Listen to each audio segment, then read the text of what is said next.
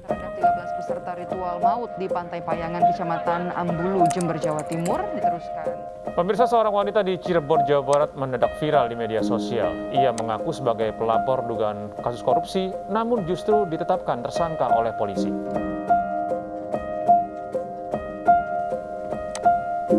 Pemirsa, Polda Aceh membuat posko pengembalian beasiswa terkait 400 mahasiswa penerima beasiswa untuk segera mengembalikan uang bantuan pendidikan yang lipat. Luar biasa penggerbekan. Tiba-tiba ratusan ribuan bahkan sampai 100 juta. Saat kita semua menahan diri untuk melakukan Cukup, Bob. Saiki nek wis ngerti yen Indonesia isih duweni akeh masalah. Terus ki ape lapo? Awakmu arep lapo? Sampeyan arep lapo? Jenengan badilah nopo? Iki penting dibahas. Ing video sadurunge awake dhewe sing ngerti sithik babagan cakra manggilingan, babagan wolak-walike jaman. Lan ing komentar akeh sing duwe pinemu yen saiki nalika video iki digawe, awake dhewe ana ing jaman sing diarani jaman kala pendu. Luwih tepake ing pungkasane jaman kala pendu. Akeh sing dipangarep semono uga aku yen sedhelok maneh awake dhewe bakal iso mlebu ing jaman anyar, yaiku jaman kala subuh. Jaman ing ngendi Indonesia iso duwe kondisi masyarakat sing adil makmur, sing diridhoi dening Gusti Allah lan dipimpin dening Ratu Adil. Nanging akeh sing durung ngerti yen iki ora dilakoni bareng-bareng. Mula pangarep kuwi rada angel utawa rada suwe bakal kawujud. Ing video iki aku arep nerusno apa sing pernah disampaikno para sesepuh jaman biyen, yaiku pitutur babagan lelaku. Lelaku yen dilakoni kanthi bebarengan bakal iso mbukak dalan menyang jaman kala subuh. Lan otomatis iso nekakno Ratu Adil. Sapa kuwi Ratu Adil lan piye carane nekakno Ratu Adil? Monggo disemak nganti pol ben awakmu ora salah tampa.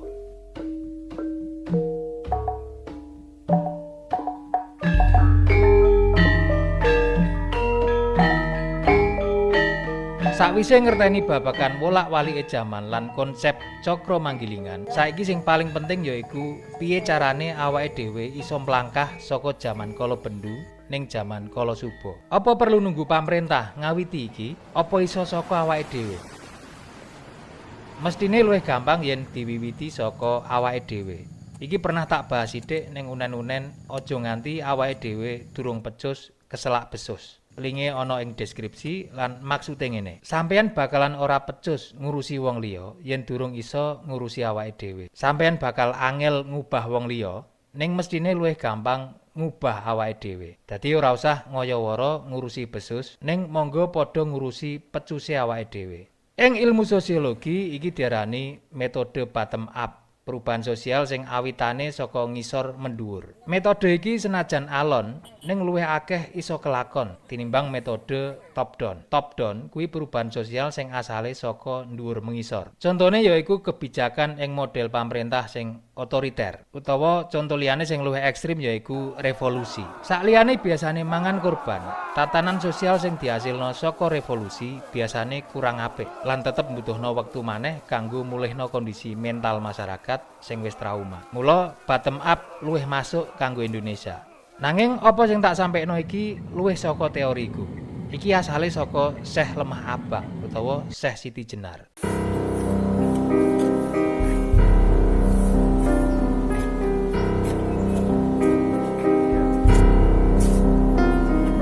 Syekh Siti Jenar ngarani teori iki aran manunggaling kawula Gusti. Ing tatanan sosial kawula kuwi rakyat, Gusti kuwi pamerintah. Manunggaling kawula Gusti yaiku nyawijine rakyat lan pamerintah. Antara pamerintah lan rakyat salurane lancar, ora ana supelan. Jaman biyen menawa luwih angel ngilangi sumpelan iki, merga ngendikane raja kuwi sabda pandhita ratu. Dadi sakliyane jarake adoh, sumpelane uga gedhe. Apa meneh nek sampeyan saka golongan sudra, tambah angel, saka golongan rakyat jelantah. Ning ing jaman demokrasi iki iso luwih gampang. Lan ing jaman saiki awake dhewe ketulung sing jenenge media sosial. Masalah-masalah sosial sing ana ing masyarakat nalika diposting ing sosial media iso kuat ndadekno pamerintah dadi satset ngatasi masalah kuwi. Bercermin dari kasus Nur Hayati ini, bagaimana hukum memperlakukan pelapor kasus korupsi agar masyarakat jangan justru takut untuk melaporkan. Tontonan-tontonan apik nalika diposting ning sosial media uga kuat ndadekno rakyat dadi melu iso ngugemi lan mesine uga sakwalike. Aku njipuk sisi positive. Rakyat kuwi isine individu, pemerintah kuwi uga isine individu. Padha-padha menungsane, padha-padha wonge. Mula perubahan iso diwiwiti saka individu-individu. Yen mayoritas wong iso dadi apik, mula tatanan uga otomatis melu apik.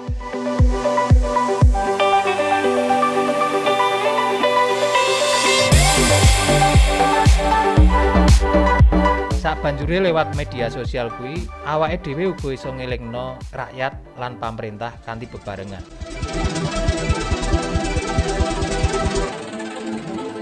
Minangka rakyat, awake dhewe kudu sadar yen presiden, anggota dewan lan para pejabat pemerintahan liyane kuwi mung wakile awake dhewe. Dadi ora usah wedi, mergo kuwi wakile dhewe. Ora wedi ning uga tetep kudu sopan. Mergo wedi karo sopan kuwi beda. Wong Jawa kudu tetep ngugemi kuwi. Dene sakwalike para pejabat uga kudu sadar yen dheweke kuwi wakile awake dhewe. Sadar yen jabatan kuwi minangka amanah saka rakyat. Yen wis iso mengkono, mula sumpelan utawa jarak kuwi sithik mbaka sithik iso ilang. Lan iki sing diarani manunggaling kawula Gusti ing konteks tatanan sosial.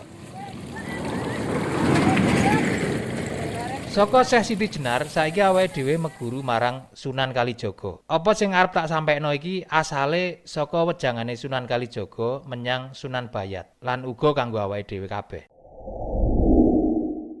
Urip kuwi mung lunga pasar. Sunan Bayat utawa Ki Ageng Pandhanaran kuwi priyayi sing ditugasi Kasultanan Demak kanggo mbukak wilayah Semarang lan panjenengane termasuk sawijining tokoh sing melu nyebarno agama Islam ing tanah Jawa. Sadurunge diweling lan dadi murite Sunan Kalijaga, Bupati Semarang kaping pisanan iki sempat meh kepleset babagan donya. Mula paribasan ing tembang Dandang Gula sing dienggo Sunan Kalijaga kanggo piweling iki pas banget kanggo awake dhewe sing mulai akeh kedonyan utawa materialistis. Urip ning donya tanami umpamane cepeng menyang pasar tan langgene pasar bae. Urip kuwi kaya wong lunga pasar. Sakwise apa sing mbok olehi wis entuk, mula bakale ya mulih maneh menyang omah. Apa sing diolehi saben wong saka pasar kuwi beda-beda. Tanggurung nuli mantuk mbreng wis maneh sangkane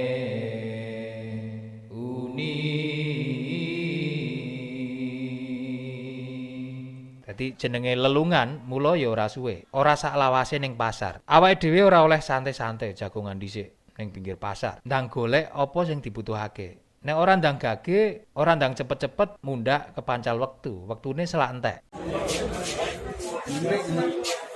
Nek aku nambahi ngibaratno, urip kuwi kaya transit ning bandara utawa mampir ning rest area nanging numpak bis umum. Nek ora cepet-cepet, iso ketinggalan bis tenan. Nek wis wayahe budal ya budal. Dadi sopir kuwi kaya dene malaikat Israel. Nek wis wayahe teka ya bakal teka. Mula wektu sing ora suwe kuwi kudu dimanfaatke tenan kanthi pas. Nek kebelet pipis ya ndang pipis, nek wetenge luwe ya ndang mangan, nek durung salat ya ndang salat. Nah nek wis bar kabeh nembe iso ayem, iso santai karo ngenteni bis budal. Wis siap tenan. Iki uga piweling kanggo awakku dhewe. Saka Sunan Kalijaga saiki monggo balik maneh meguru marang Mbah Rangga Warsita sing wis tak kenalno ing video sadurunge lewat Serat Kalatidha. Bait kaping 7 ing serat kuwi nerangno, wong sing menangi jaman edan kuwi marai ewoh kabeh.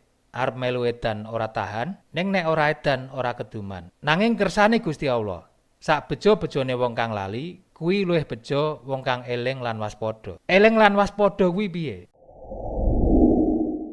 Iki rong tembung, eling lan waspada. Eling kuwi percaya yen Gusti Allah ora sare. Waspada kuwi ngati-ati, merga senajan eling nanging kadang tetep iso kena godha. Awake dhewe percaya yen urip kuwi kaya cakra manggilingan, kabeh ana wayahe. Percaya yen sakwise mati, rohe awake dhewe ora melu mati, ning mung pindah nggon saka ngalam donya menyang ngalam akhirat. Bakal ngunduh waing pakerti, sapa salah seleh, becik ketitik ala ketara. Mula sakwise eling utawa sakwise percaya kudu waspada. Waspada kuwi tirakat, waspada kuwi laku. Sapa wonge sing gelem nglakoni, mula awake dhewe iso bejo. Kata kunci sak banjure yaiku bejo. Kanggo sinau luwih jero babagan kabegjan, paling pungkasan sampeyan tak jak meguru maneh marang Ki Ageng Surya Mentaram.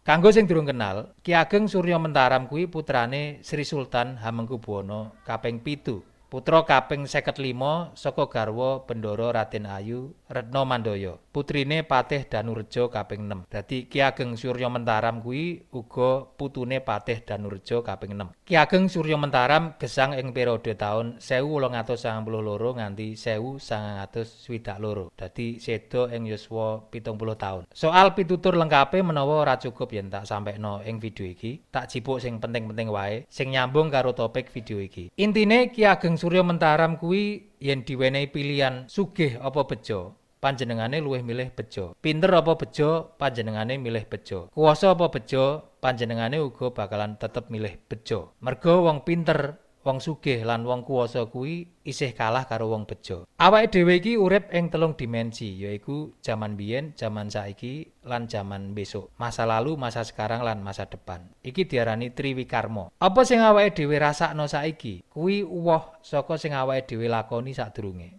Lan apa sing awake dhewe lakoni saiki bakal dirasakno mengkone. Mula ben awake dhewe iso bejo ing 3 dimensi kuwi. Kaping pisanan awake dhewe kudu akur marang masa lalu. Ikhlas. Ilmu ikhlas yang diajarno Ki Ageng Mentaram yaiku ana ing ukara saiki ning kene ngene aku gelem. Luwih apik nek sampean gelem coba aja mung nyemak tok ning monggo diucapno kalem-kalem wae karo dirasakno. Saiki ning kene ngene aku gelem.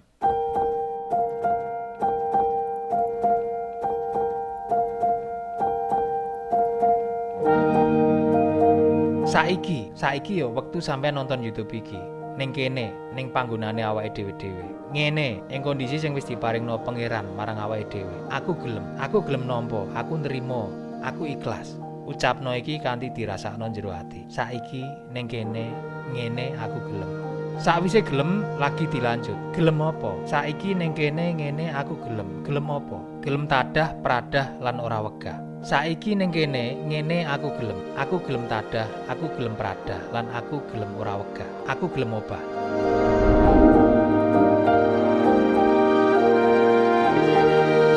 Tadah kuwi ora njaluk apa-apa, nrimo apa sing wis ditampa saiki. Nrimo kondisi lahir lan batin sing saiki.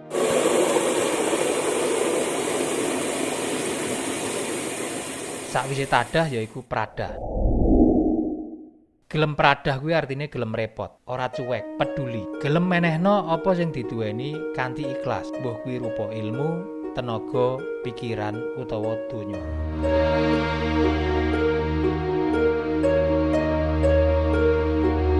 Sawise kuwi ora wegah utawa gelem obah.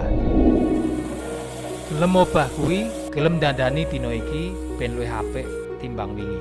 Gelem nekuni apa sing ana saiki. Fokus marang penggehan sing saiki dilakoni. Ora ngulur wektu, satset lan ora milih-milih kebecikan sing arep dilakoni. Fokus marang bakat sing diwenehno pangeran marang awake dhewe. Sadar yen ora kabeh wong kuwi kudu dadi presiden. Ora kabeh wong kuwi kudu dadi pengusaha. Ora kabeh wong kuwi kudu dadi pegawe. Awake dhewe kudu nampa lan dadi sing paling apik saka penggehan kuwi. Nek ora sesuai bakat ya ndang ngaleh, banjur fokus ning kono lan aja ngolah ngaleh maneh. Dadi bakul sing apik, dadi tukang sing apik, dadi pegawe sing apik, dadi juragan sing apik lan dadi pejabat sing apik. Wong apik bakale mesti dadi bejo, oleh pitulungan saka sing ora dinyono-nyono. Awake dhewe kudu percaya yen pitulungan kuwi mesti ana. Mergo sak bejo-bejone wong kang lali, isih bejo wong kang eling lan waspada. Piye carane nglakoni proses kuwi? Monggo dilanjut.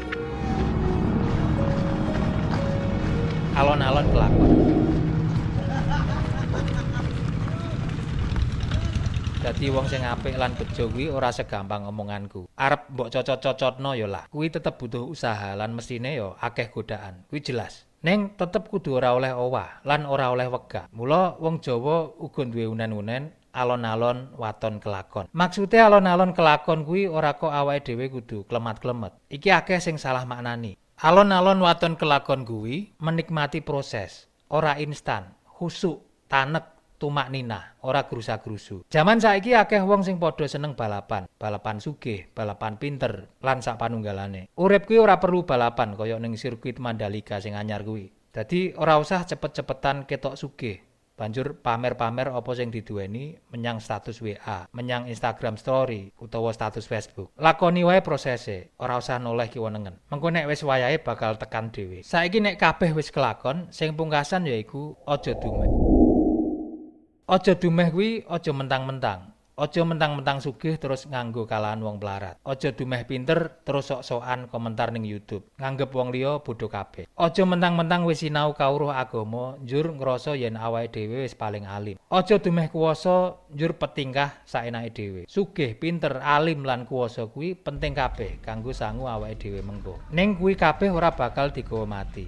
Ora bakal digawa muleh mengkone. Kuwi mung alat ben belanjane awake dhewe ing pasar iso luwih akeh. Kuwi wadah ben awake dhewe iso blanja kabecikan luwih akeh. Iso blanja ilmu sing manfaat, iso blanja anak soleh, lan iso blanja amal jariah. Belanjan-belanjan kuwi sing bakale digawa muleh. Dudu wadahe. Jabatan, sugih, pinter, kuwi mung wadahe wae, alate. Saya amba wadahe saya iso diisi belanjan sing akeh. Lan apa wae wadahe, sing penting kudu iso nampung belanjan sing apik lan sing akeh. Belanjan sing digawa awake dhewe mengko mulih. Nek akeh wong Indonesia wis iso nglakoni 3 laku kuwi mau, tadah, pradah lan ora wegah. Mula mesti bakal ana salah siji wong sing mecungul saka masyarakate awake dhewe. Tokoh sing bakal iso ngatasi masalah-masalah sing luwih gedhe. Wong kuwi sing ning falsafah Jawa diarani Ratu Adil. Dadi Ratu Adil kuwi ora mungkin mecungul yen masyarakate dhewe durung gelem ngowahi awake dhewe. Ratu Adil kuwi iso lanang lan iso wadon. Merga istilah ratu ing khasanah Jawa kuwi beda karo queen. Ratu kuwi pemimpin. Dadi Ratu Adil kuwi diciptakno, ora teko dhewe.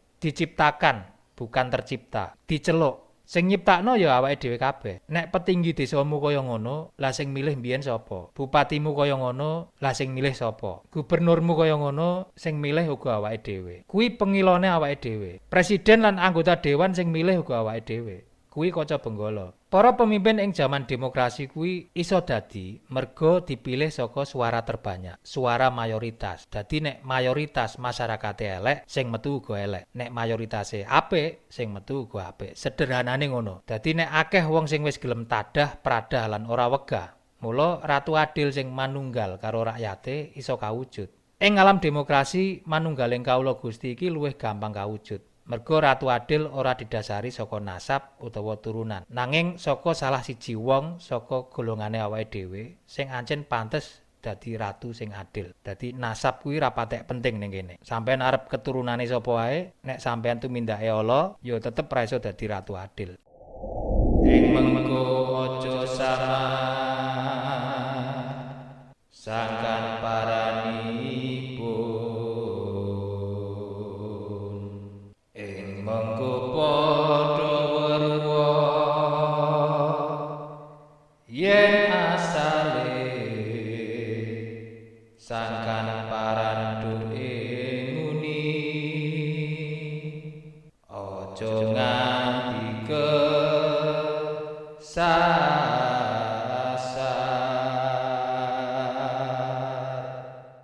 Matur nuwun wis gelem nyemak nganti pol. Wassalamualaikum warahmatullahi wabarakatuh.